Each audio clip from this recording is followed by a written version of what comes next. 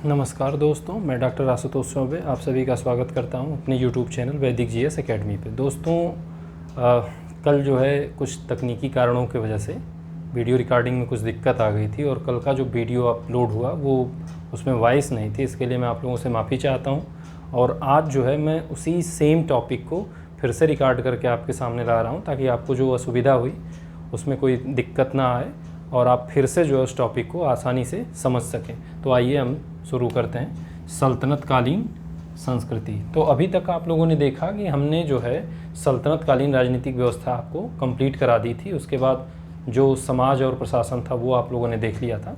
अब सल्तनत कालीन संस्कृति के कुछ प्रमुख तत्वों को हम देखेंगे, जिसमें पहला हमारा पॉइंट है वो है स्थापत्य। तो आइए जो है जिस तरह से हमने राजवंशों के आधार पे राजनीतिक इतिहास देखा था उसी तरह से हम लोग सल्तनत कालीन स्थापत्य को भी देखेंगे। तो देखिए, मामलूक वंश जो पहला वंश रहता है सल्तनत काल का, उसमें सबसे पहले कुतुबुद्दीन ऐबक द्वारा जो है हिंदुस्तान में कुछ निर्माण कराए जाते हैं। और देखिए, जो कुतुबुद्दीन ऐबक निर्माण कराता है वो कोई स्वतंत्र रूप से स्थापत्य का निर्माण नहीं कराता है, क्योंकि उसके पास देखिए समय कम रहता है और वो चूँकि लाहौर से शासन कर रहा होता है, वो दिल्ली नहीं रहता है। तो उसने दिल्ली और राजस्थान में कुछ स्थापत्यों का निर्माण कराया। तो जो यहाँ प्रचलित हिंदू स्थापत्य थे उन्हीं को तोड़कर उनके ऊपर जो है मुस्लिम स्ट्रक्चर को बनाकर जो इन लोगों ने स्थापत्य का निर्माण किया। तो इसके तीन प्रमुख स्थापत्य हैं ऐबक के। देखिए, पहला स्थापत्य कुव्वत उल इस्लाम मस्जिद है ये। और ये जब आप कभी कुतुब मीनार आएंगे नई दिल्ली में तो यहाँ पे आप देखेंगे कि जो कुतुब कॉम्प्लेक्स है वहाँ पे ये अभी भी कुव्वत उल इस्लाम मस्जिद आपको मिल जाएगा। और इसका हिस्सा काफ़ी टूट चुका है लेकिन अभी भी ये अस्तित्व में है। उसके बाद दूसरा इसका प्रमुख स्थापत्य है 2.5 दिन का झोपड़ा, और ये इसने राजस्थान अजमेर में बनवाया था। और कहा जाता है कि ऐसी मान्यता है कि इसको 2.5 दिन में निर्मित किया गया था, इसलिए इसका ये नाम पड़ा था। और कई बार कई जगह ये उल्लेख मिलता है कि नहीं, मराठों द्वारा यहाँ 2.5 दिन जश्न मनाया गया था। तो बहुत सारी बातें हैं। अब उसके बाद देखिए, जो तीसरा निर्माण है वो इसका सबसे प्रसिद्ध कुतुब मीनार है। और ये देखिए विजय स्तंभ है कुतुब मीनार। और इसके निर्माण में ऐबक के अलावा 3 दिल्ली सल्तनत के सुल्तानों का भी योगदान है।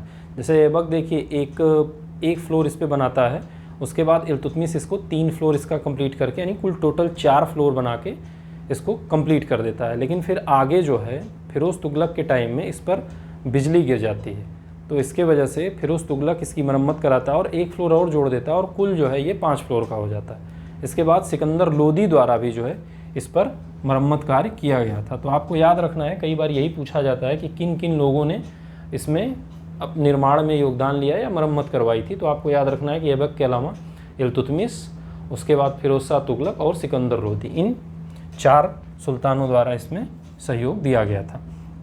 अब देखिए, कुतुबुद्दीन ऐबक के बाद जो है इल्तुतमिश द्वारा प्रमुख स्थापत्यों का निर्माण किया गया। इसमें पहला है सुल्तानगढ़ी का मकबरा। ये इसने अपने पुत्र की याद में उसका मकबरा बनवाया था। और इल्तुतमिश को ही सल्तनत काल में मकबरों का पितामह कहा जाता है और इसी से शुरुआत मानी जाती है मकबरों की, सुल्तानगढ़ी से। अब देखिए, दूसरा स्थापत्य जो है वो है अतरकीन का दरवाज़ा, और ये जोधपुर में बनवाया गया था इल्तुतमिश द्वारा। फिर इल्तुतमिश ने हौजे शमसी और जामा मस्जिद, इन 2 स्थापत्यों का निर्माण बदायूं में कराया था। तो आप कुल मिला के याद रखिए कि एग्जाम में जो अक्सर पूछा जाता है वो सुल्तानगढ़ी का मकबरा ही पूछा जाता है कि किसके द्वारा निर्मित है। तो आपको याद रखना है कि इल्तुतमिश द्वारा अपने बेटे के याद में बनवाया गया था। उसके बाद जो अगला शासक आता है बलबन, उसने लाल महल बनवाया था। और मैं आपको थोड़ा याद दिला दूं लाल महल के बारे में कि मैंने आपको बताया था कि अलाउद्दीन खिलजी और मोहम्मद तुगलक, इन दोनों शासकों ने अपना राज्याभिषेक जो है इसी लाल भवन में करवाया था, ये आपको याद होगा।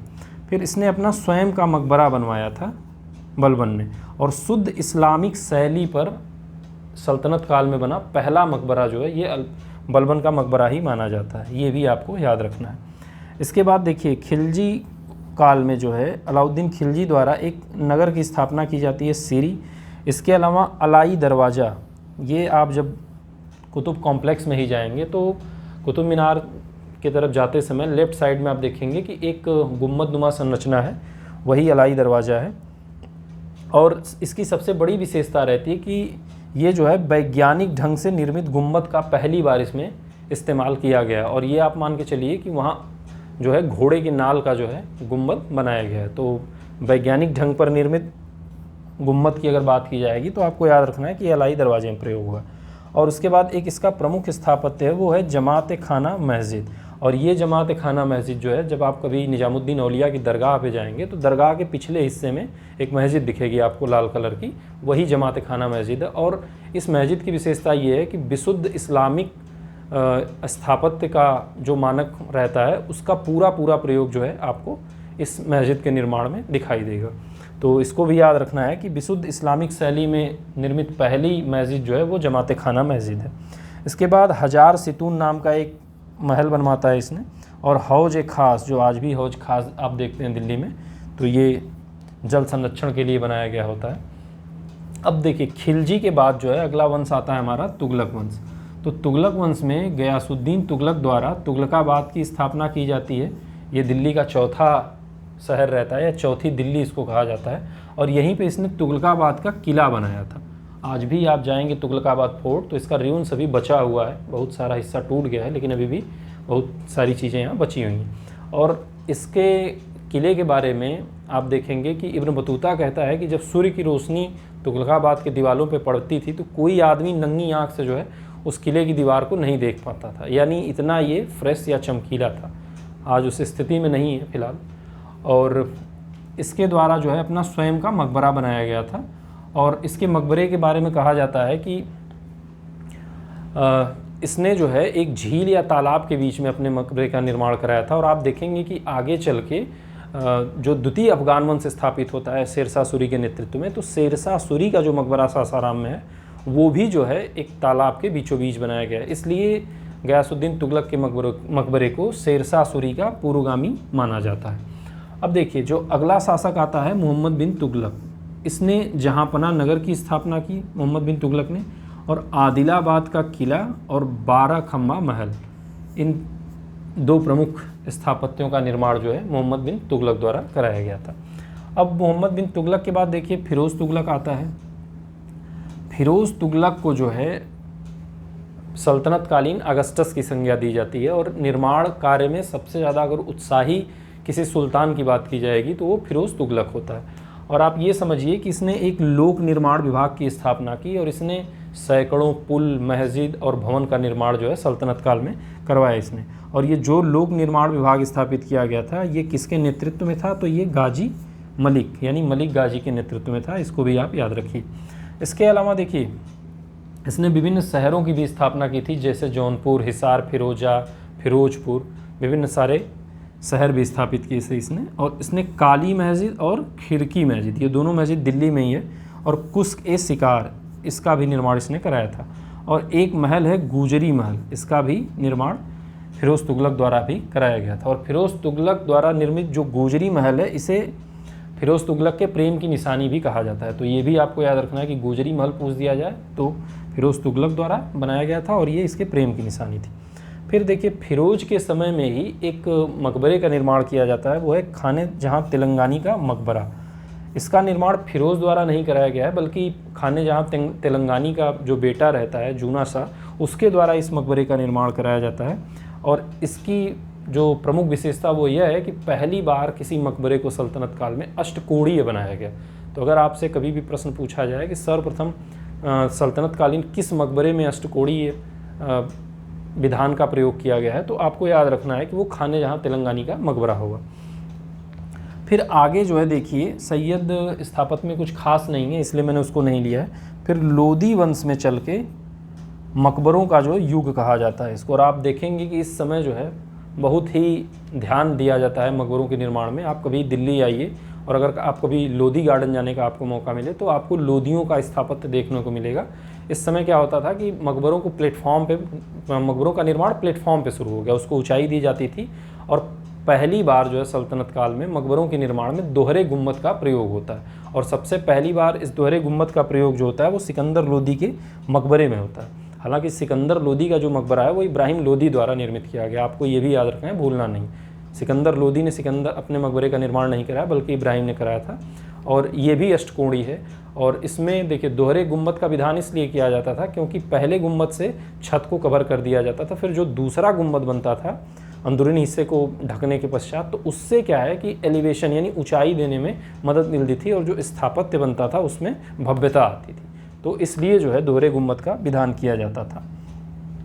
उसके बाद देखिए एक प्रसिद्ध मस्जिद है इस समय, मोट की मस्जिद, ये इसका प्रधानमंत्री रहता है मियाँ भुआं, उसके द्वारा निर्मित है, सिकंदर लोदी के। तो ये लोदी कालीन प्रमुख स्थापत्य जो रहते हैं वो होते हैं। और आप ये देखिए कि जो सल्तनत कालीन प्रमुख स्थापत्य हैं उनको मैंने बता दिया। अब एक चीज़ मैं आपको बताऊं कि यहाँ मैं सोच रहा था कि क्षेत्रीय जो रियासतें थी या क्षेत्रीय राज्य स्थापित हुए, जैसे जौनपुर हो गया, अहमदाबाद हो गया, बंगाल हो गया, उनके स्थापत्य को भी बताना, लेकिन मेरा उद्देश्य है कि जब मैं आपको उनके राजनीतिक इतिहास के बारे में बताऊं तो वहीं पे इनकी संस्कृति को भी बताऊंगा, ताकि जो है आपको कनेक्टिविटी आपकी बनी रहेगी और आपको समझने में आसानी होगी और कोई कन्फ्यूजन नहीं होगा। अब स्थापत्य के बाद देखिए सल्तनत काल में हम संगीत के विकास को देखते हैं। तो सल्तनत काल में महमूद गजनवी और बलबन ये दोनों संगीत के शौकीन थे, ये दोनों संगीत प्रेमी रहते हैं। और फिर आगे अलाउद्दीन के काल में अमीर खुसरो के कहने पर अलाउद्दीन ने गोपाल नायक को दक्षिण भारत से दिल्ली आमंत्रित किया था। तो आपको ये भी याद रखना है, हो सकता है ये बन जाए कि गोपाल नायक को किसने बुलाया था, तो आपको याद रखना है कि अलाउद्दीन खिलजी ने बुलाया था। इसके पश्चात देखिए जो अमीर खुसरो रहते हैं ये इस समय हिंदुस्तानी और ईरानी संगीत के सम्मिश्रण के सबसे बड़े विद्वान माने जाते हैं और इसी वजह से इनको नायक की उपाधि दी रहती है खुसरो को। और इन्होंने बहुत सारे रागों और बहुत सारे संगीत इनके द्वारा लिखे गए हैं, तो उससे भी आपको याद रखना है। और खुसरो जो है भारतीय संगीत के बारे में कहते हैं कि नहीं, जो फारसी संगीत होता है उस पर एक ऊँट जो है मतवाला हो सकता है, लेकिन जो इंडियन या हिंदुस्तानी संगीत है उसको सुन के कोई हिरन भी आसानी से शिकारी का शिकार बन सकता है। तो आप समझ सकते हैं कि नहीं ये हिंदुस्तानी संगीत में इनकी कितनी रुचि थी। इसके पश्चात देखिए जो गयासुद्दीन तुगलक होता है, तुगलक काल में उसने संगीत पर प्रतिबंध लगा दिया था। तो सल्तनत काल में संगीत पर प्रतिबंध लगाने वाला अगर पूछा जाए सुल्तान, तो आपको याद रखना है गयासुद्दीन तुगलक है।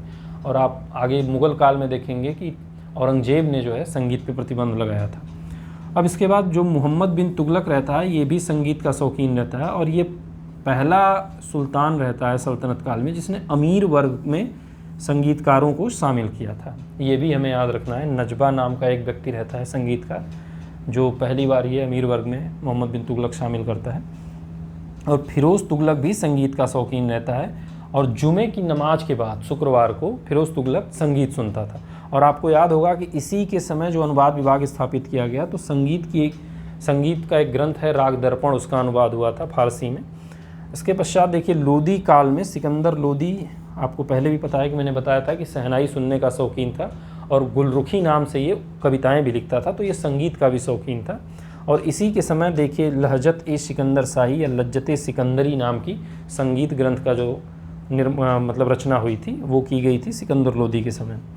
अब देखिए कुछ क्षेत्रीय राज्यों के जो शासक थे वो भी संगीत के शौकीन थे। जैसे जौनपुर का एक सरकी सुल्तान है, हुसैन शाह सरकी अंतिम शासक था।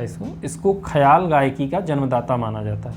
एक गायन विधा है हिंदुस्तानी संगीत में ख्याल गायकी, तो उसका जो जन्मदाता है वो हुसैन शाह सरकी को माना जाता है। फिर इसी जौनपुर राज्य में एक संगीत पे ग्रंथ रचा जाता है। गुजरात का एक मुसलमान रहता है गुन्यात उल मुनिया, उस ग्रंथ का नाम जो है वो गुन्यात उल मुनिया है। तो आपको याद रखना है कि गुन्यात उल मुनिया जो है यह संगीत से संबंधित ग्रंथ है और इसकी रचना जो है गुजरात के एक मुसलमान द्वारा की जाती है। फिर ग्वालियर का शासक मानसिंह रहता है, उसने मान कौतूहल नामक ग्रंथ की रचना की थी। ये भी देखिए संगीत पे रचित ग्रंथ है। और बीजापुर का सुल्तान रहता है इब्राहिम आदिल शाह द्वितीय, इसने किताब नौरस नामक संगीत ग्रंथ की रचना की थी। तो ये भी आपको याद रखना है। अब संगीत के बाद देखिए हम शिक्षा पर थोड़ा सा देखते हैं जो महत्वपूर्ण चीज़ें होंगी परीक्षा के दृष्टिकोण से। दो मदरसे रहते हैं, मकबरे नहीं मदरसे, मदरसा ए मुइज्जी और नासिरी मदरसा, ये इल्तुतमिश द्वारा निर्मित कराया जाता है। तो ये जो नासिरी मदरसा होता है ये इल्तुतमिश ने अपने पुत्र नासिरुद्दीन महमूद की याद में इसको बनाया था। और हम सबको पता भी है कि नहीं दिल्ली सल्तनत का वास्तविक संस्थापक जो है इल्तुतमिश को माना जाता है। तो इसके समय से शिक्षा पर भी विशेष ध्यान दिया गया था, तो इसने मदरसों का भी निर्माण कराया। फिर आगे जलालुद्दीन खिलजी ने जो है अमीर खुसरो को अपने पुस्तकालय का अध्यक्ष बनाया था। तो मतलब इसका भी लगाव जो था वो शिक्षा से रहा होगा निश्चित तौर पर, तभी इसने पुस्तकालय बनाया और खुसरो को इसने उसका पुस्तकालय अध्यक्ष बनाया था। फिर मोहम्मद बिन तुगलक के काल में इब्न बतूता का वर्णन है कि 13 मदरसे जो है लड़कियों के लिए बनाए गए थे। तो ये भी आपसे पूछा जा सकता है कि किस दिल्ली सल्तनत के सुल्तान के काल में जो है लड़कियों के लिए मदरसों का भी निर्माण किया गया, तो वो आपका आंसर हो जाएगा मोहम्मद बिन तुगलक। फिर फिरोज शाह ने मदरसा फिरोज शाही का निर्माण किया था और फिरोज शाह के समय में ही शिक्षा में व्यावसायिक शिक्षा के विधान किया गया था, ताकि लोग जो है प्रशिक्षित हों और जो व्यवसाय है उसका भी उपयोग किया जाए, शिक्षा का उपयोग व्यवसाय में। उसके बाद देखिए जो सिकंदर लोदी आता है, तो सिकंदर लोदी के काल में फारसी का प्रचलन काफ़ी बढ़ता है और इसने भी अनुवाद विभाग की स्थापना कराई थी।